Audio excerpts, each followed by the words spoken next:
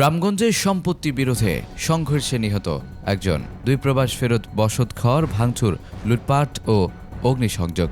লক্ষ্মীপুরের রামগঞ্জে পৌরসভার বাসঘর গ্রামে সোমবার রাত 10টার দিকে সম্পত্তি সংক্রান্ত বিরোধে 2 গ্রুপের সংঘর্ষে হাসমতুল্লাহ নামের বৃদ্ধ নিহত হয়। এতে ক্ষিপ্ত হয়ে নিহত হাসমতুল্লাহর ছেলে শাহিন ও মাসুদের নেতৃত্বে লোকজন মঙ্গলবার সকালে প্রতিপক্ষে তোফাইল ও মোহনের পাকা ভবন ভাঙচুর, লুটপাট ও অগ্নিসংযোগের তাণ্ডব চালায়।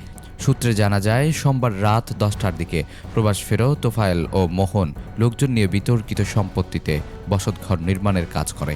এতে চাচা হাসমতুল্লাহ বাধা দিলে 2 গ্রুপের মাঝে সংঘর্ষ বাধে। এ সময় হাসমতুল্লাহ গুরুতর আহত হলে স্বজনেরা উদ্ধার করে রামগঞ্জ সরকারি হাসপাতালে নিলে কর্তব্যরত চিকিৎসক তাকে মৃত ঘোষণা করেন। Desk report, news Times.